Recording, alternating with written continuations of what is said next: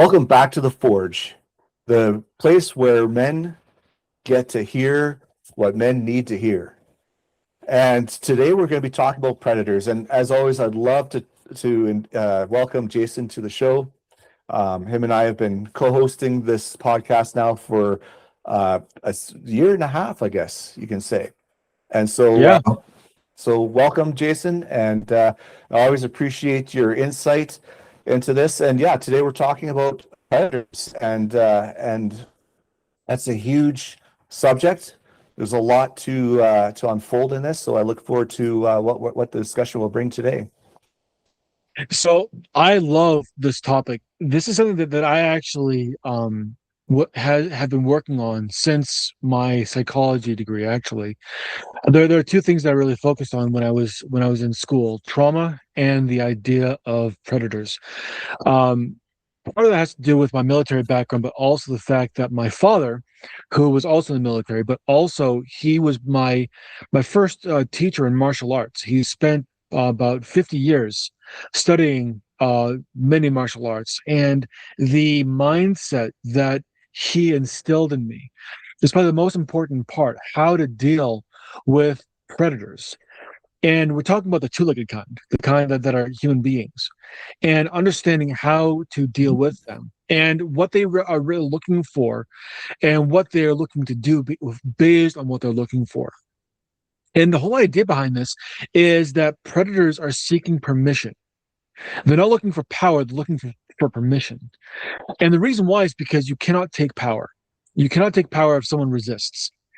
And so what they're looking for is they're looking for that compliance. They're looking for the people who are overly polite, that are going to be accommodating and allow someone who has a predator mindset to allow them to inch forward. You know the whole adage, if you give them an inch, they'll take a mile? That's exactly what predators do. They're going to seek to take as much as they can, and that is their power. Their power is not from what they take, but from what you give them, and then how they exploit what you give them. And that is what creates the whole victim mentality, the idea that we have given up something that they are then using for their greatest end. They're just using, to the best of their ability, what they have received.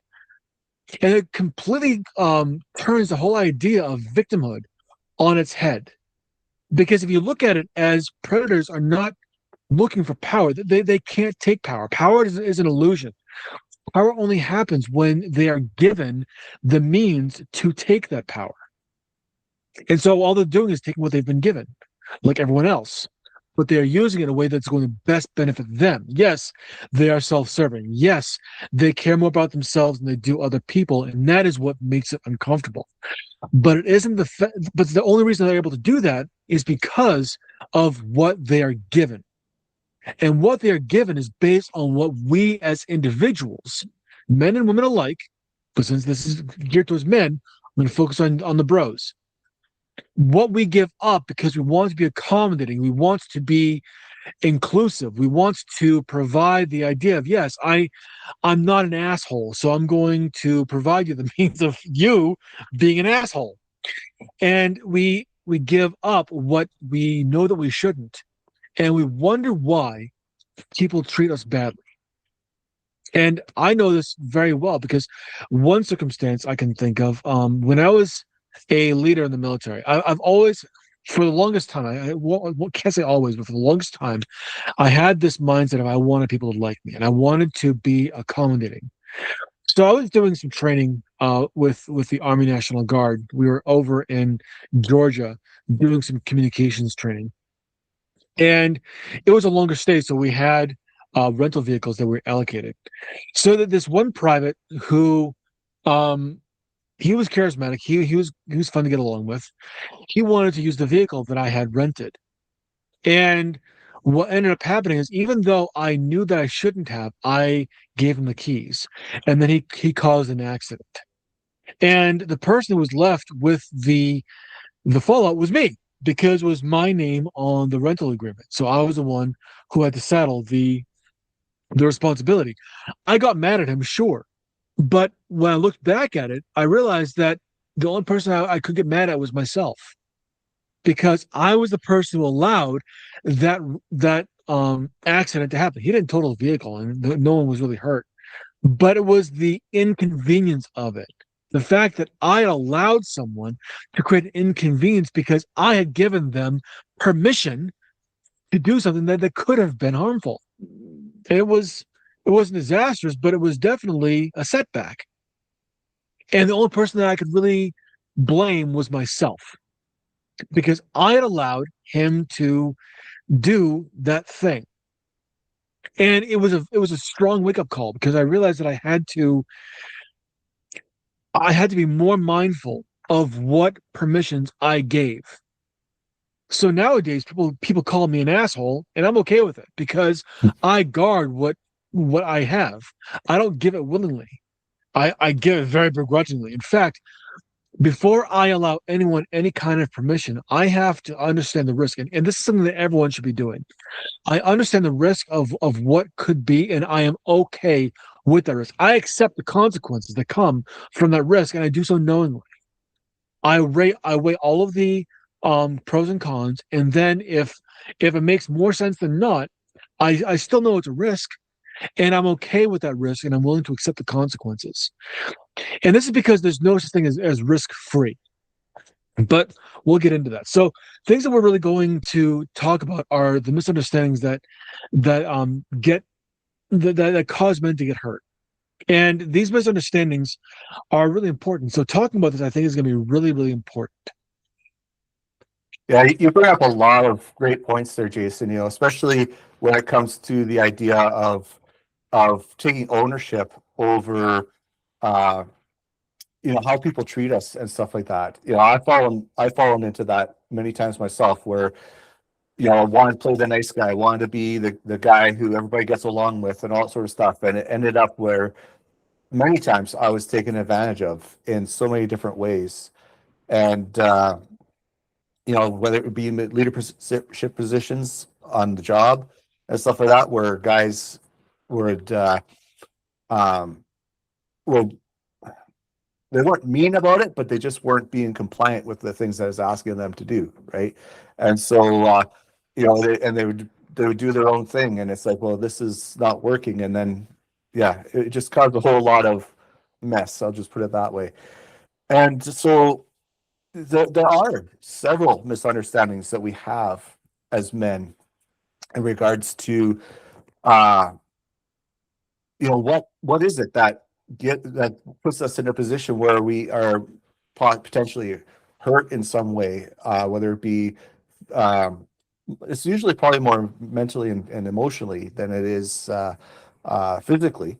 But I mean, physicality can come into it as well, because let's look at domestic abuse situations where the women are actually the violent ones, and usually women tend to be very assertive violently because they feel like they have to protect themselves or whatever, or I honestly don't know the full psychology of women, but I know that women can be very violent in domestic abuse situations as well, and so there is something into that.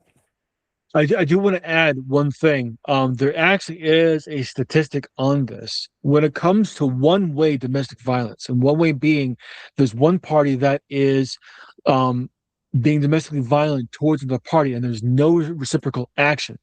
So it's just one way. 75% of cases are women are violent against men. And the reason being, it isn't because they don't feel safe, it's because they don't feel tested. And I've said it before, women are chaos gremlins. And you'd be very hard pressed to tell me differently, actually. But the whole reason why I believe that is women have a need for structure. They have a need for things to be ordered and to be led. There's a reason why women are way more suggestible than men are, and it has to do with their nurturing nature. Women are naturally receptive when it comes to their own leadership. They're much more nurturing, they're much more cultivating, they're much more likely to accept and to be patient, especially with young, when the right structure is in place. And it's up to men to create that kind of structure. So when you have that violence, what usually it's indicative of is this idea that there isn't that structure. And I think that men have created that dynamic where they have been very permissive in what they've allowed women to do. And now women are demanding that they be held accountable, and men aren't doing that. And so are becoming much more violent in the ways in which they demand that accountability. And it's going to come to a point, mark my words, it's going to come to a point where men are going to become a lot more accountable, but it's going to be in a very stern, very literally backhanded way that is going to let women know that this is not the kind of behavior you want to be doing, because in most cases the outcomes are not going to be what the women want. And I'm not advocating towards violence. All that I'm saying is that there's the writing's on the wall. When you have the kind of agitation that you see, eventually there has to be a response, and the response is going to be a little bit on the edge of the proportional side, but is going to be a clear signal of what is allowed and what is not allowed. And it's going to have to happen because the survival of the species demands it. But getting to the idea of why this happens and how that permission is given, really we have to talk about what creates these misunderstandings, how men create or misunderstand the landscape. And the first one has to do with the story they tell themselves. And like I gave with the example of what I was dealing with, the whole idea of I want to be liked, I want people to accept me. And this comes from a place of weakness, that you are inherently, there's something wrong with you, whereas who you are as a person is not enough. And the idea that if you stand up for yourself, then you're going to be rejected. And in some cases, that's going to be true, and especially in the short term. People are not going to like the fact that you have boundaries, because it's going to fly in the face of what for the most part, what they have experienced. And because of that, the idea that we have to be more accommodating and we have to show some sort of weakness as if our strength is bad, or that if we show up a boundary, then we're going to be threatening in some way. But really, this is just the reaction of people not getting their way. This has nothing to do with whether you are a dangerous person or not, because in most cases you aren't. But the idea is that when you are taking care of yourself, you are not accommodating to another person, and which means people are denied access. And people who are used to access get butthurt because they want access, and they think that by crying, screaming, or guilt tripping enough that they're going to get access. And unfortunately, it's true. Yeah, that's something really big to recognize in all of this. It is that need for safe boundaries for yourself, and it also serves well for protecting those around you as well. And as you said, like when we have this misunderstanding that, if I have these boundaries in place, that's somehow going to make me a terrible person or whatever. And as you shared, we let down these boundaries. It actually gives that signal of weakness, which then allows people to overturn you or overrun you. And that's where, it could be in the workplace where you don't have healthy boundaries, and your employer or your boss is like, well, I'm just going to push you to do this and do this and do that, and I'm going to get you to work all these extra hours, and you feel obliged to because you want to keep your job and all this other kind of stuff. Or in the home, it like you mentioned with without the structure in the home and stuff like that, you every time you release on the boundaries, it gets pushed harder against you. And I know I experienced that in my marriage, where I didn't set up proper boundaries. And the more I retreated into my shell, I'll say, the more assertive and more aggressive my ex-wife got. And I don't want to always paint her in a bad picture, because she is truly a beautiful woman in many different ways. But in the power dynamics of our relationship, because I wasn't showing up with those boundaries and in place that allowed her to be forceful in that way. And in the truth, what she was really wanting was for me to be that stronger person, to stand up, to have boundaries, and to properly communicate with her. And that would have allowed her to drop her assertiveness down in many ways. And the whole idea is that men want to keep the peace. Men want to create opportunities that help people get along.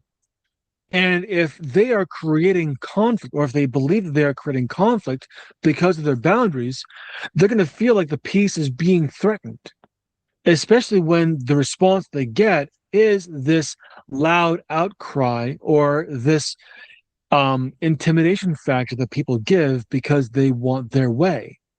When we see that, we take it on personally, that we are doing something that is creating friction. And we as men don't want to create friction. We understand that it is through the group dynamic, the collectiveness of having many people working in the same direction, that allows people to achieve a shared goal. And it's the shared goal that is most important, because the shared goal is way more effective than a personal goal. A personal goal will only get you so far. A shared goal will get you as far as you want to go, depending on what that goal is, who is around you, and how dedicated they are to moving forward. And those parts are key. And what you often experience when someone is creating that friction because you said no is they are creating a bid to get their way. And by getting their way, what they're trying to do is usurp the authority. They're trying to usurp the status quo, so that they are the ones who are in charge. And I've seen this many times. There's a Discord group that I'm part of, where this one person was bringing her personal shit into this group, it was not it was not the place for personal stuff, and she was going on and on and on about being very negative, and no one was saying anything. And in this place, she was just continuing. I'm like, she's going to take over the group. She's going to ruin this entire thing. So I decided to say something. But because I said something, it was backlash from the group owner. I'm like, I'm not gonna say it because it's not PC, but I had a very strong negative mentality about this person, who was willing to stand up for this individual who was having negative thoughts. And I didn't necessarily say anything that was like really harmful. I just basically called out the bad behavior, because I know that negative behavior, when not corrected, is rewarded. And I don't reward negative behavior. So, needless to say, this person, the group owner, came to me and said, "You need to apologize." I'm like, "Okay, that's fine. Small price to pay." So I did. And the great thing is, because I called it out, and because the shock value is there because of the way that I called it out. Again, I didn't slander the person. I didn't call the person any names. I just called the behavior out for what it is. But even though I apologized, the effect was immediate. The person definitely stopped posting their negative stuff all over the place. And it was a great, refreshing thing to see. So even though I was made to apologize, and I had no problem with that because I didn't want to get kicked out of the group, at the same time, the effect was what I wanted. I established a boundary that this is not acceptable. I don't like this. Stop doing it. And it stopped. And had I not done that, it would have soured the entire group, because I could tell it was making people uncomfortable, because she was the only one who was posting all the time. Some people would try to post things that would help alleviate the situation, and she wasn't having it. So that's why I was like, okay, this needs to be put a stop to. And it takes a person to have that kind of courage of being able to say, this isn't acceptable. Even if it isn't your lane, risk ruffling feathers in order to establish a boundary, because it might actually change everything.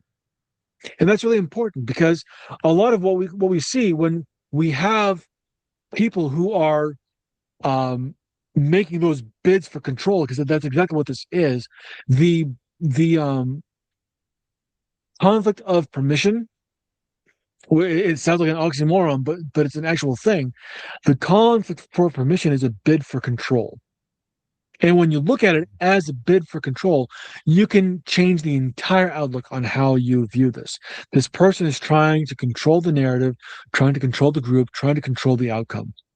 Are you okay with that? If the answer is no, a strong boundary is necessary. Yeah, that's a big point. And I know we've done a show on boundaries and stuff like that before, and that's not necessarily the full intention of this particular talk today. But it does play a very strong role in our relationships, especially our primary relationships with our spouses, because healthy boundaries that are put in place are actually a great way to harness great communication, but also it's a great way to alleviate um, this predatory type behavior that we're talking about in regards to relationships, because as you've been saying and reiterating, predatory behavior is subject to permission, and so the more we allow these things to happen within the relationships that we have, whether they be a primary relationship or other relationships, the more we allow that person to um, have those behaviors that ultimately affect everything within the relationship in one form or another, and could lead to predatory behavior, whether it be um, usurping power, as you mentioned, which I mean, obviously, when you're in a primary relationship, you're wanting to bring a cohesive power structure where both of you are working in unison together to bring fullness to the relationship and the life that you're wanting to create in that life. Um, but um, but yeah, that's I think where we're going with this as well is how do we transition from that? But I'll let you share what you want to share, Jason. So the idea of creating a shared dynamic with your partner is absolutely the goal. But share does not mean you share everything, because there are some things that you as a man have to be in control of. And giving up that kind of control. I mean, Jason, you talk about that often with how your marriage failed because you basically gave up control of things that you needed to control. And you, as that control dwindled from your end, it became apparent that there was buyer's remorse basically from your spouse, that what she was asking for is not what she wanted. And this is a tale as old as time. The idea that I want something, okay, well, now I have it, but I don't want it anymore. How do I give it back? And we as men kind of like have this mentality of, okay, you are you sure you want this? All right, be careful what you wish for. I'm hands off. It's like when we're done with something, we're done with something. But one thing that we have to make sure that we do is, when it comes to setting direction, setting the path and the goal, that is really our responsibility, because we are the ones that actually have the logic and the reason, um, the monopoly on that as a primary driver for thinking. Yes, we still make decisions that are based on emotion. Yes, we still do things that we wonder, why the hell did I do that? But when it comes to the planning piece, we just have a better instinct of being able to do that. And outsourcing that is not a good idea. So the more that we capitalize on our ability to maintain that sense of, this is what I'm going to hold on to, and I'm not going to outsource that. And everything else is up for negotiation and is up for understanding. Now, because you have set the frame doesn't need to be discussed. It doesn't need to be questioned. It's there. Everything else within the frame, yes, that's up for negotiation.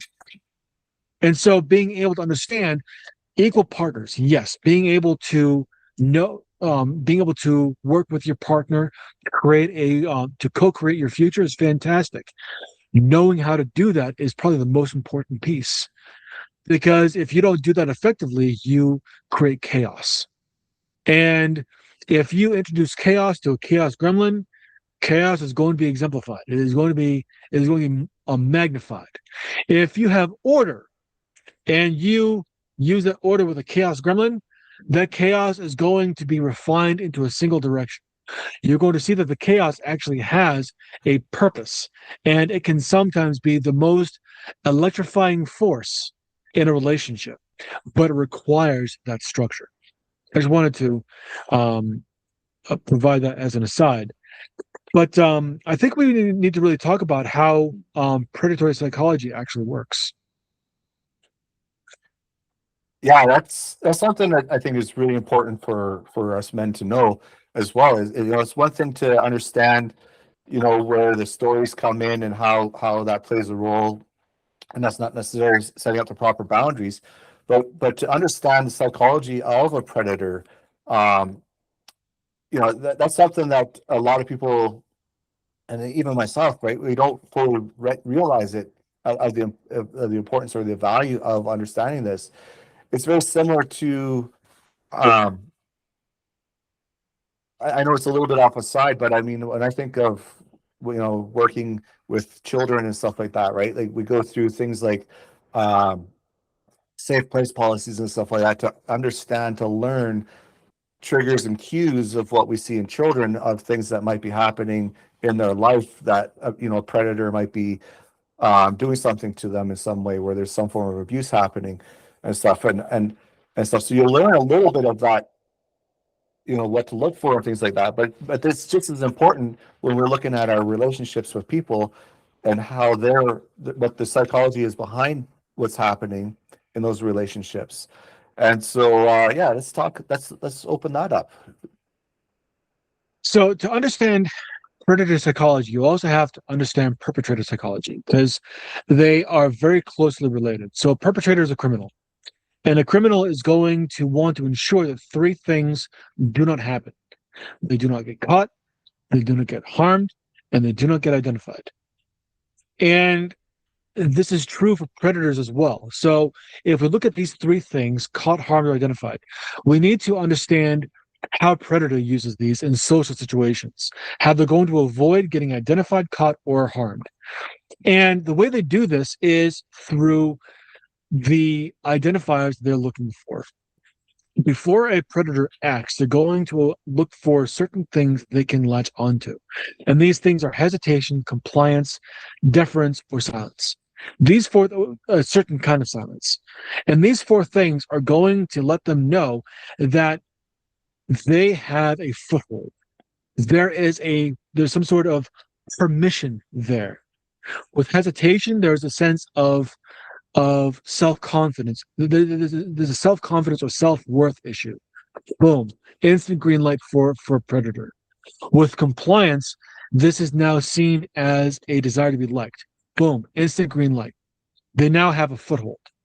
With deference, again, this is more of the politeness aspect, or not wanting to be a burden, or wanting to create any kind of waves or conflict. Boom, green light.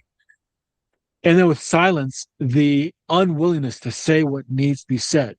And again, this is a certain kind of silence. This is not powerful silence, where you set the frame and then you are quiet, so someone else has to step into that frame to act, or to do something that's going to show their hand. This is silence that is based on they could say or do something, but instead they don't, because they were afraid of what might happen. That fear, boom, instant green light. Predators are looking for these four things, because these four things are going to be the hints they need to let them know that they can move forward. And they're going to move forward slowly. They're going to be looking for yes stacks. They're going to be looking for small wins they can use to gain influence. So that when they ask for a bigger ask, it isn't seen as something as that big of a deal, because they've already given, so much has already been given. What's the harm? But what they don't know is that with each increased ask, there is increased cost. Eventually, all that stacks up, and then they cash in. And when they cash in, this is where the buyer's remorse happens. Oh my God, I have allowed them into my life, or they're taking advantage of me. They're doing things that I don't want them to do. I don't know how to stop them. Well, no shit, you don't know how to stop them. You gave them the keys to the kingdom. You let the fox in the hen house, and you wonder why there's no hens left. This is the biggest issue that we need to identify is these four things, these four behaviors that create the allowance for a predator to gain access. Yeah, those are very strong points that you bring up, because this, like you said, it plays into the perpetrator portion of it as well.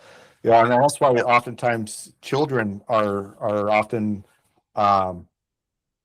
so easily targeted in regards to things that happen to them, and it's usually somebody's close to them that happens as well. But even for us as men, when we look at these behaviors that you talked about, when we slowly erode ourselves in that sense by constantly giving those little yeses, those micro yeses that you talked about, that does allow for that person to eventually taking more and more control over your life in many different ways, and it does become a very crippling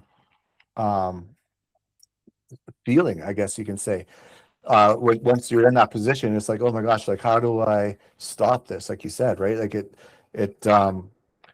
and once you've allowed them to have that space, it actually I mean, obviously when we talk about putting boundaries in place and stuff like that, that's the beginning of it, but it becomes harder because they've already so used to overruling everything that you've done because you've backed down before and stuff like that.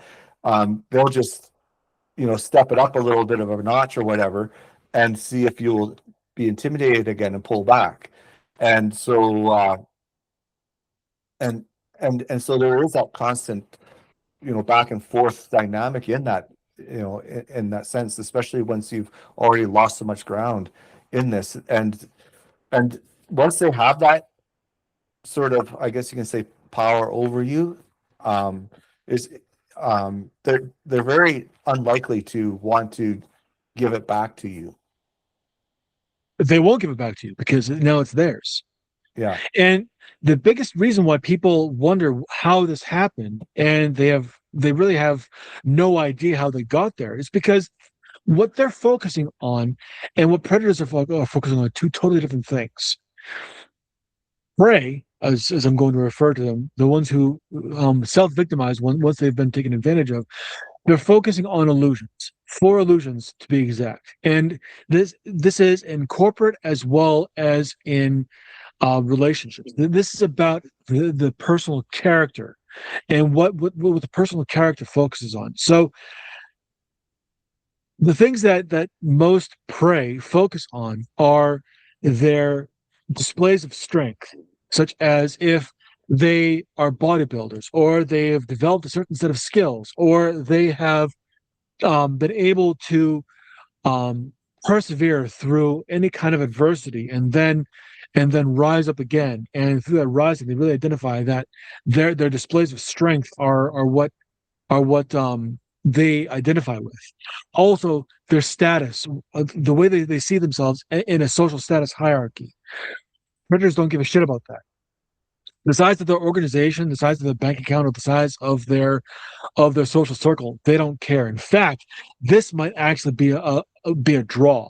These things that people see as being an asset for them, predators are seeing as leverage points that they can exploit once they get the trust. And then finally, credentials, any kind of proof of their worth, basically. And these are all externalizations. The people who are prey are focusing on things that are externalized. Predators are focusing on the things that are internalized. And you can't focus on two things at the same time. You can't focus your efforts on things that are externalized and develop things that are internalized. It's impossible. This has to go with something called the locus of control. There are external locus of controls and internal locuses of control.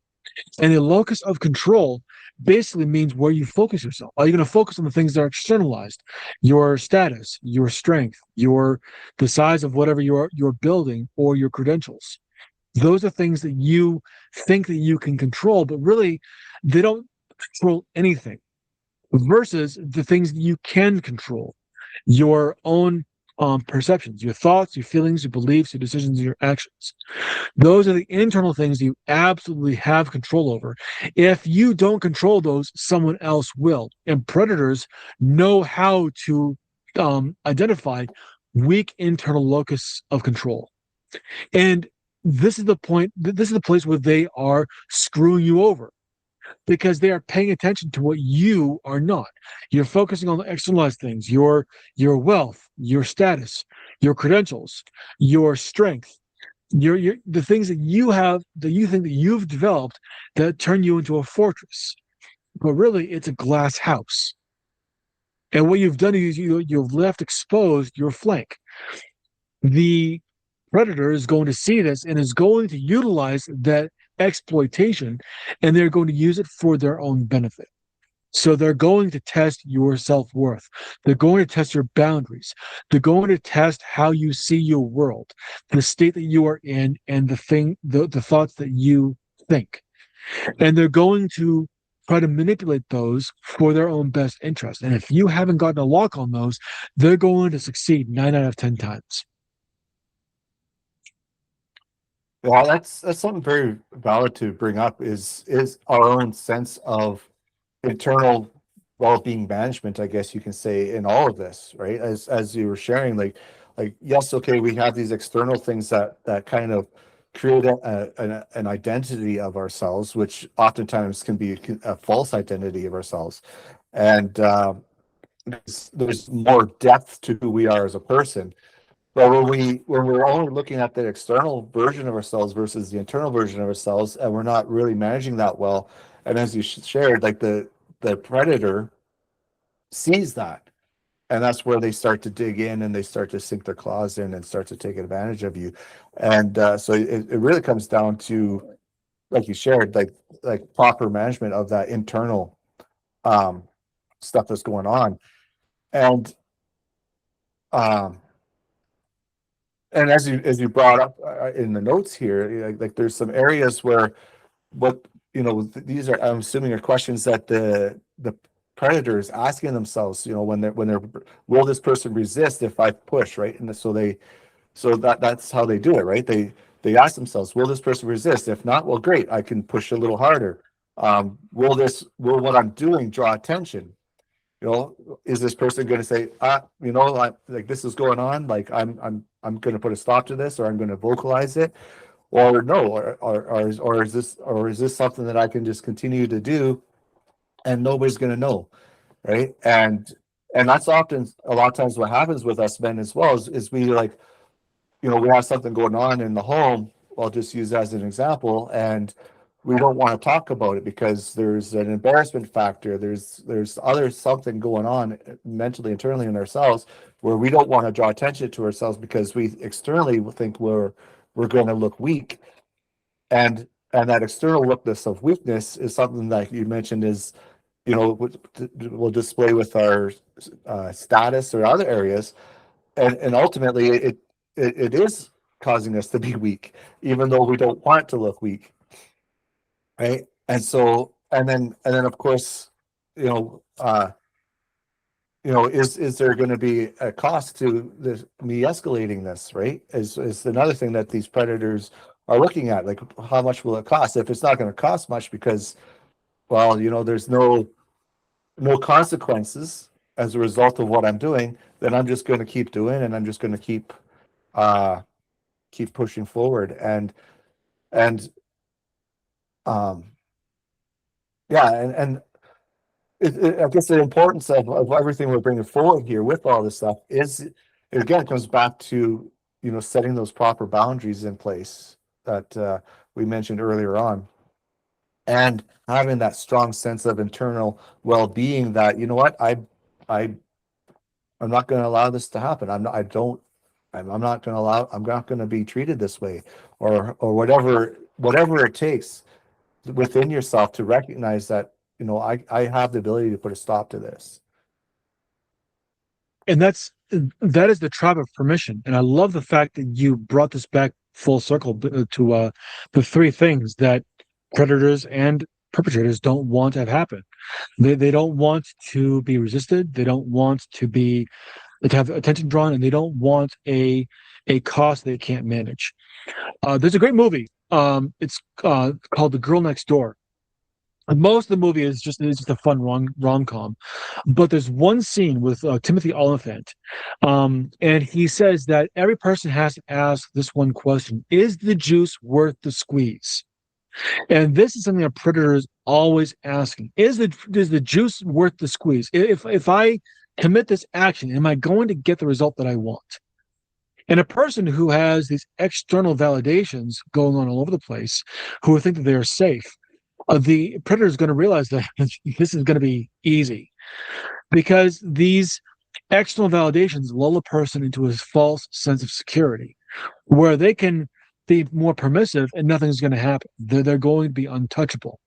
But because their internal state has never been developed, it is now the greatest exploitation. And the human cost becomes the leverage that now a predator can use over someone because they have been granted a permission. And permission is the one thing that reduces all three risks that a predator has: being resistant, attention, and cost. Because permission is going to reduce attention, it's going to lower risk, it is going to extend the time that they have to work with somebody, and it is going to widen access that that the predator has with the person they are targeting. And the prey is not going to understand until it's too late what they have been given up. This is why being a nice guy is so bad.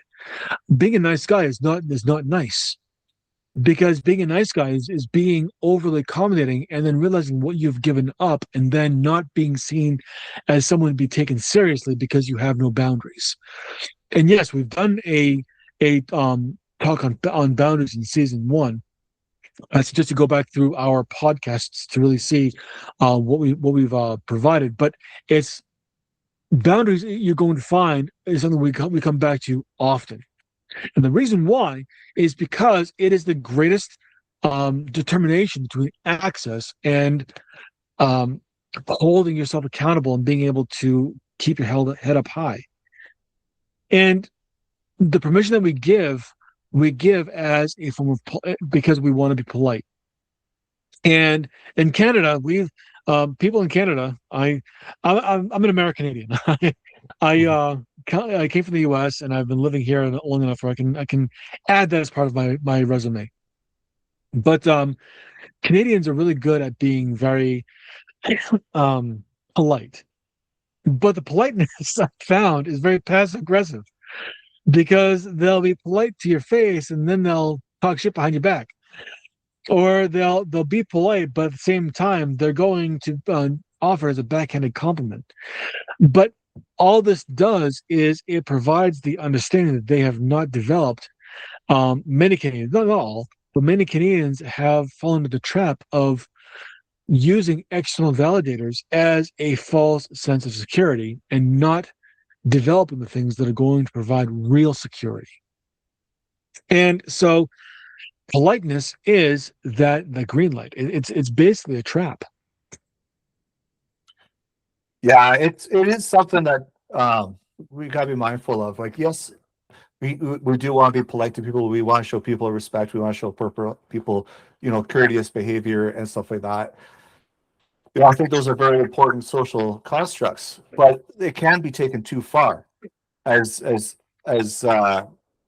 what's being alluded here, right? Like, because this idea of being polite without boundaries is where again, this opens up the door to that wider aspect of access to the power dynamics, especially when it comes to a predator.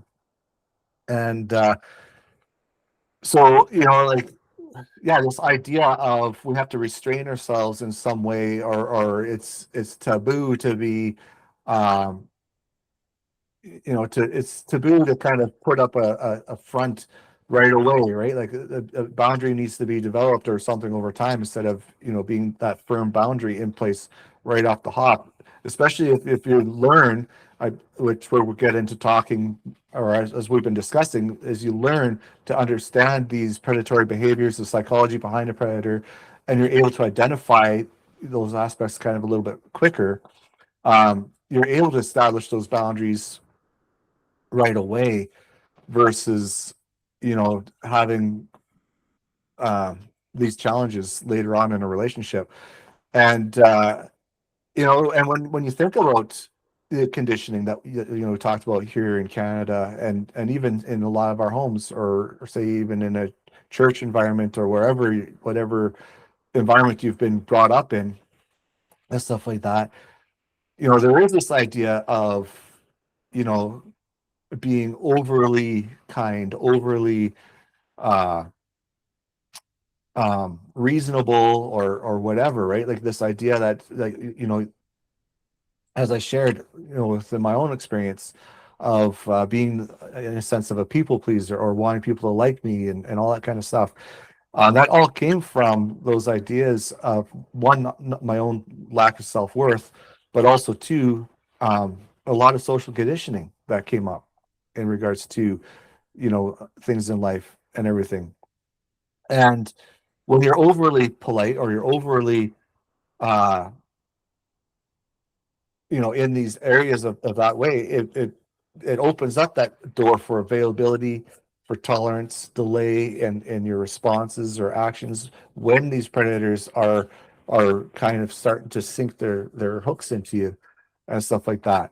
And the more that you don't resist, the more it gives them that permission that we've been talking about, that they can continue. Or if you do kind of try to resist, um and stuff like that, or you just say, well, I'll adapt to the conditions. I think one of the greatest examples of this, and whether you believe in what happened during the Holocaust and all that sort of stuff, there's a lot of these things that were brought up in the sense of, a government system would enforce a certain rule, and instead of the people saying, "Oh, wait a second, we don't agree with this," they're like, "Oh, well, you know what? It's not hindering us too bad, so we'll adapt, we'll adjust," and eventually it ended up to people being taken off to concentration camps and executed, right? And so this is a similar thing. I mean, not to that degree, but I mean, it's a similar idea as to what could happen when we talk about interpersonal relationships. You're muted, Jason, or I can't hear So you. that's a excellent example of an extreme version of how permission leads to downfall. And absolutely, this was the death of a thousand cuts. And that's exactly what predatory behavior is. It is the utilization of permission in such a way where it costs dearly. And what this does is, people who are polite and people who are permissive, they are demonstrating three things, which you alluded to: that they are conditioned towards restraint. They prefer to be more restrained than they would to be genuine. And this is because there's a fear of discomfort. They don't want to create discomfort. Men don't want to create discomfort. They want to create unity. That is the genuine ideal for men, is to create a unifying environment that people feel like they can thrive in. That's how men know that they win. And so this discomfort that they feel is based on the need to be restrained, and thus lash themselves against the risk of um of offending others, because it becomes a fear of rejection. And through this, the unintended outcome, or the byproduct, is a desire to appear reasonable, because unreasonable people are considered emotionally volatile. And men do not want to be seen as emotionally volatile. But again, this is a toxic belief that does not exist. This is gaslighting. Just because you have a boundary does not mean you are unreasonable. It means it is you are unwilling to consider something that could be potentially harmful. And while that does meet the definition of being unreasonable, for what purpose? It isn't you are an unreasonable person. It is you are unwilling to be reasonable to an unreasonable request. And that is a really important thing to understand. And when you are overly polite, you are basically allowing yourself to be available, you're allowing yourself to be tolerant, and you're allowing delay to happen. And again, these are three things that predators are really looking for. These are three signals that people are looking for. If they can monopolize if they can prey upon availability, tolerance, and delay, because that allows them to do what they need to do. It's like a virus. And so in the social environments, in your relationships, this is going to look like someone who is taking on more than they should. They're taking things from you. They're taking responsibilities from you that you need to have, and you have allowed them, you've granted them the authority to take that from you. And this it all comes back to this. You caused this. I'm just going to say it plainly. You are the reason why this happened. If this is happening to you, you are the reason why. And yeah, it's going to be very uncomfortable to hear that. It's going to be very uncomfortable to sit with that, because we don't want to believe that we are the bad guy. We want to see ourselves in a good light, which is why we make the excuses of, oh, I just want to be seen as reasonable. Oh, I don't want to ruffle feathers. Oh, I don't want to make other people uncomfortable. Screw that. Because what you are doing is you are allowing other people to take advantage of you. You are giving permission for others to take from you the things that you should be responsible for. And that in itself is irresponsible. Because what you go ahead. I was to say, yeah, this and that's really truthfully, like what you said, ownership comes into play in our lives, is and changing that mentality from the victimhood mentality to a victor mentality is really learning to take that ownership, which is part of setting up the boundaries, but recognizing where have I allowed my boundaries to slip, and where have I allowed these people to overrule me in my life and stuff like that. And once you start to understand that you do have ownership in that, and you're not just because you've allowed these certain things through the micro yeses that you've given, or the micro permissions that you've given. Yes, it is a harsh reality to take that kind of responsibility for things that are happening in your life. But once you really understand that there's a strength behind it, there's something that builds within you in regards to your self-worth and your self-value. When you start, really understanding what that true ownership is in regards to this, it really makes it hard for predators to latch onto you in any form. And that's because hesitation or permission trains escalation. As people do this, it trains predators that this is permissive behavior. There's a series of laws or habits, I guess, that all people they govern all behavior. And this is true for everyone, every society. It doesn't matter where you go, what culture you are in, all of these things are always going to be true. And one of them is that negative behavior, when not corrected, becomes rewarded. And as there is an increasing movement for permission, it's going to create an increasing reward of this negative behavior. Let that sink in. As you are being more permissive, you are allowing other people to believe that the negative behaviors of predatory interactions are permissible and that they are rewarded.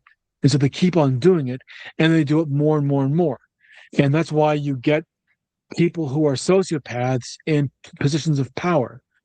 because they've been allowed to game the system for their own purposes. And every time that you say yes to a behavior you know is not the best, you are training that person to believe that this is good, this is okay, this is permissible.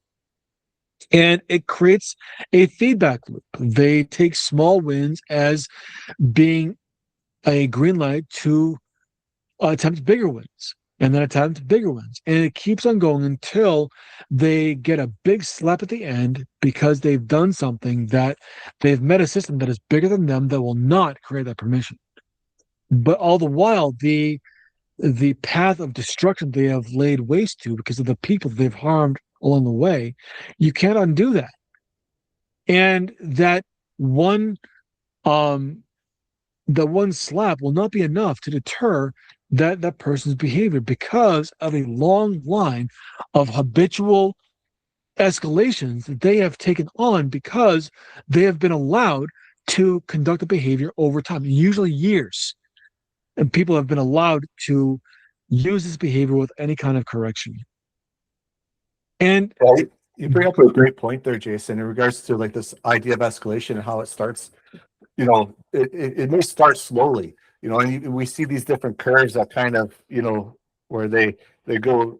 We see them a lot in graphs, right? Where you see the slow parts of it, and then all of a sudden, boom, it escalates really high, and then it may drop off again, but each time it may escalate higher and faster because of the behaviors that and the permissions that were allowed early on. And like you said, it may take years for the first escalation, but then after that first escalation, they may repeat quicker and quicker, and in essence may become more and more violent and more dangerous, depending on what the situation is or what the dynamics of the relationship is and stuff like that.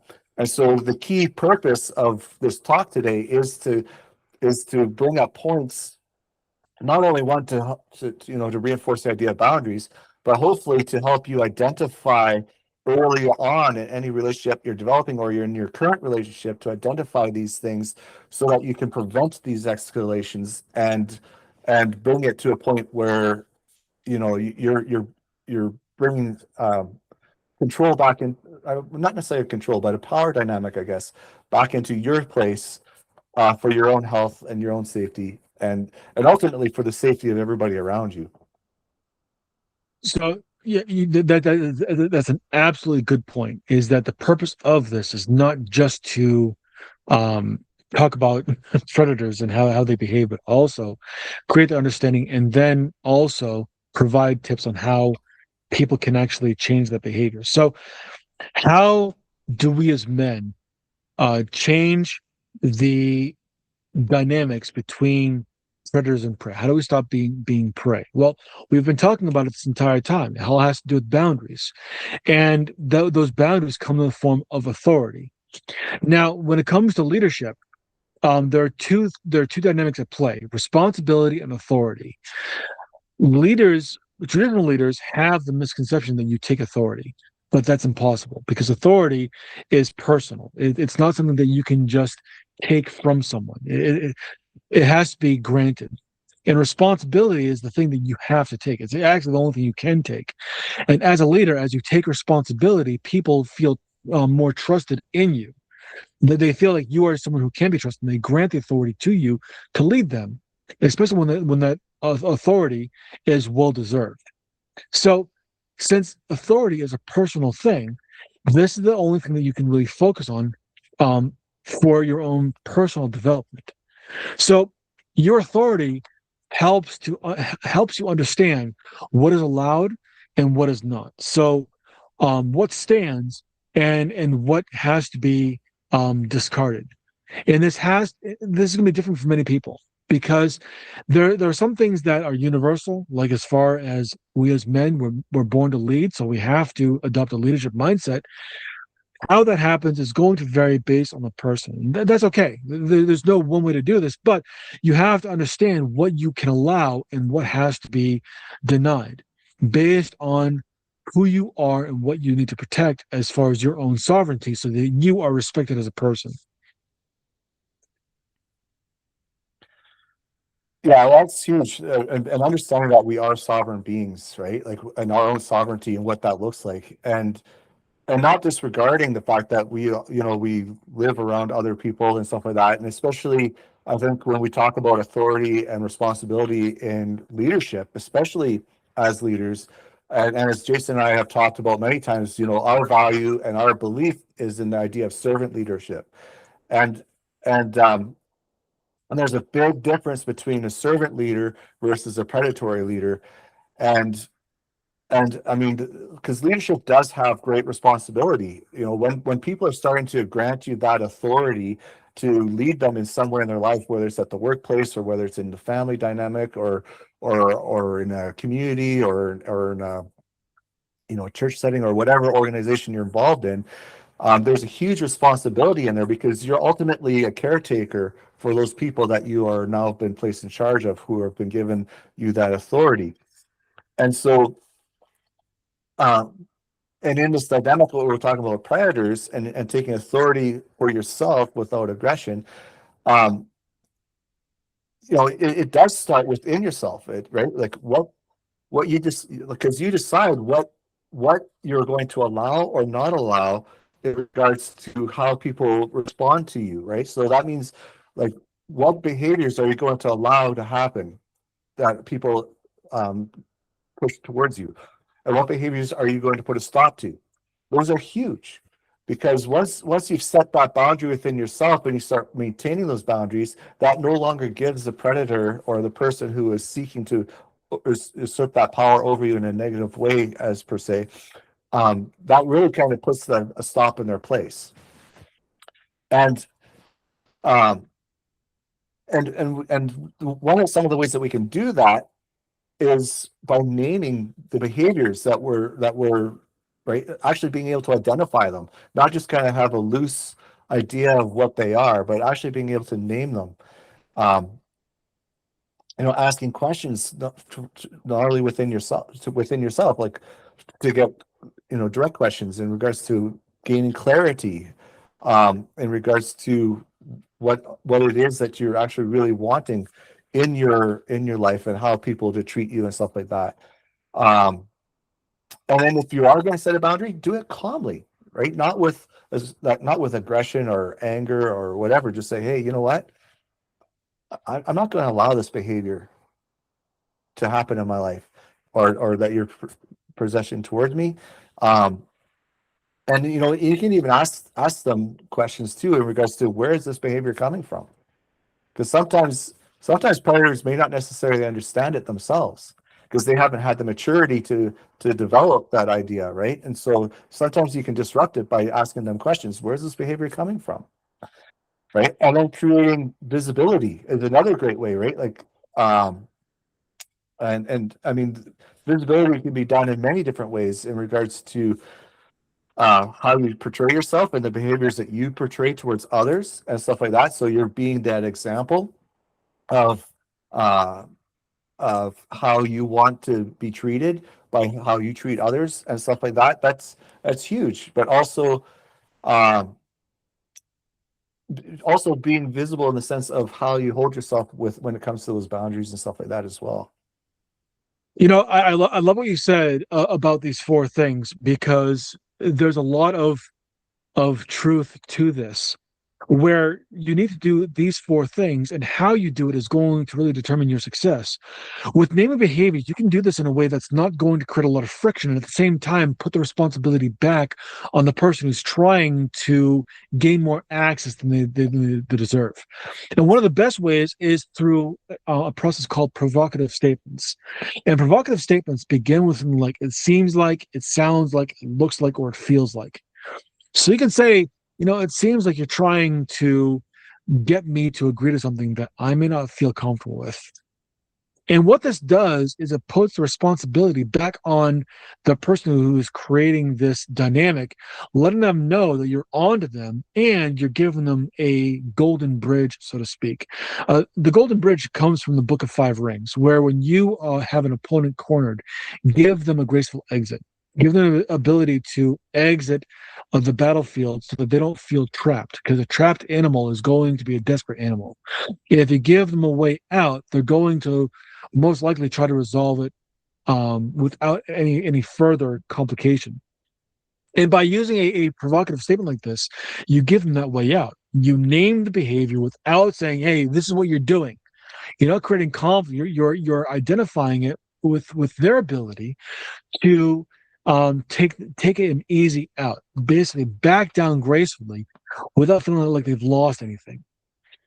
When you're asking direct questions, make sure they know what these questions are doing. I just want to clarify something, because it seems like you want me to agree to something that I don't want, but I just want to make sure: is this what you're asking me? Are you asking me to do this? And again, it makes them understand that you are onto them, that you understand what the cost is or what the potential cost is. When you're setting a line calmly, you can do it like, well, I understand. This is what this is what I'm available for, or this is what I can do. So again, it creates the negotiation where you are being accommodating. At the same time, you're letting them know what the boundary exists, what you will allow, what you won't allow.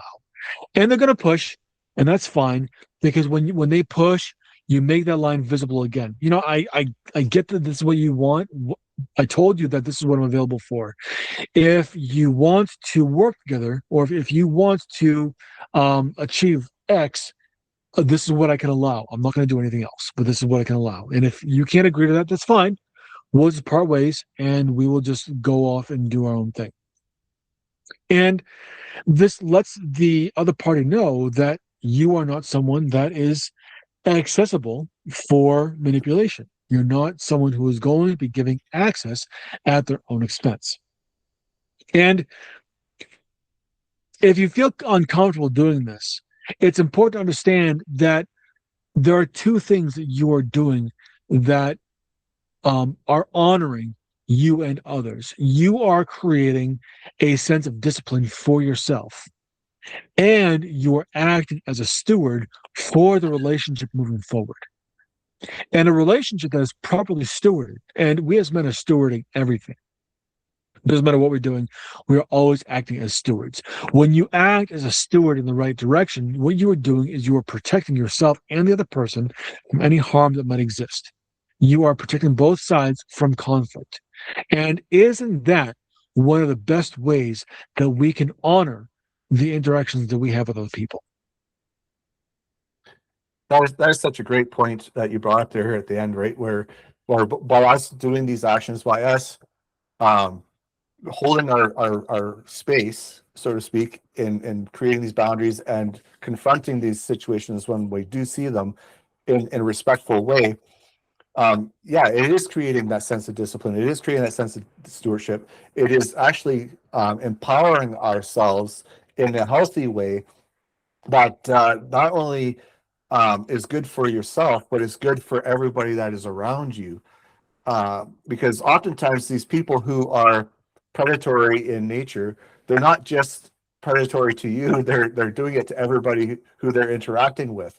And so once they have somebody who's starting to put that space in front of them, they may second guess doing it to other people, and it may also give them the opportunity to change their behaviors for the good in the long term. Because when you do these things where you are confronting them in this healthy way by asking these questions and stuff like that, they may not have had the cognitive ability to see that they do this in their behavior, or to understand where it comes from, from experiences that they've had in the past. Because you know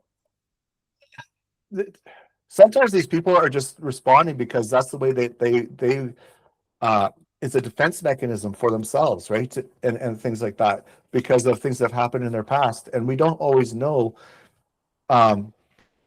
what this is coming from.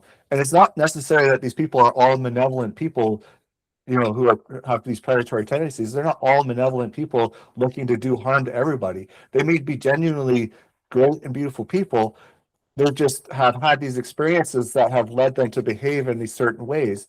And so once they get confronted with them, if they're open and honest to evaluating themselves and seeing themselves in a different light, it provides them this opportunity to change their behaviors, which could ultimately lead to some great outcomes for not only their lives, but the lives of the people that they're interacting with as well.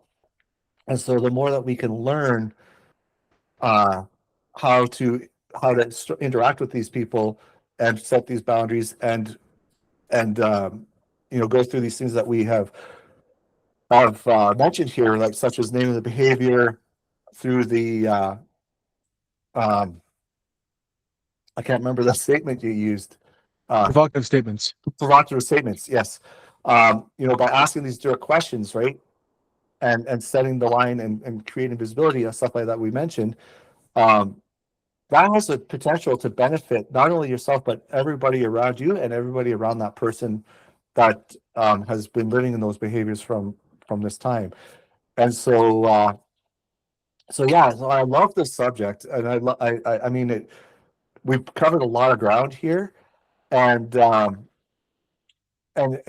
just want to encourage each and every one of you men who've been, and even the ladies who pay attention to our podcast, right? I just encourage you to not only listen to what we've said, but think about, what are some areas in your life where you can create healthier boundaries? Where are areas in your life where you can learn to utilize these tools that we've mentioned here at the end, that will help you to establish those boundaries? Where in your life can you learn to identify these behaviors that you're seeing, maybe even in yourself? Maybe it's something that you need to recognize within yourself, but also to recognize in other people, so that you can make those shifts and stuff like that. Because that's what we're here for, is to help you on your journey, to share some insights of things that we've learned, and and to pass those on to you guys as the listeners or the watchers. One thing that you had brought up that I think is really important to emphasize is the idea that the people who are trying to gain more access and we're trying to gain advantage, these aren't bad people. These are people who have learned that the only way they can get ahead is through having a zero-sum game mindset. That in order to win, other people have to lose. In order for them to get ahead, other people have to suffer. And this is an erroneous mindset, but it's based on experiences that have led them to believe that people can't be trusted. And it's unfortunate, but it happens. We've all had experiences where we begin to question whether we can trust others. And so then we are going to be looking out for ourselves. We're going to become a very self-protected mindset kind of person. That's exactly what's going on with people who act in this way. For the most part, they're not sociopaths, they're not psychopaths. They're just people who are suffering and who are unfortunately taking that suffering out on others because they don't know how else to interact. And when you provide the ability to gracefully challenge their beliefs, you give them the understanding that, yeah, they aren't bad people. They're just making choices that aren't great. And you're giving them the opportunity to change those behaviors.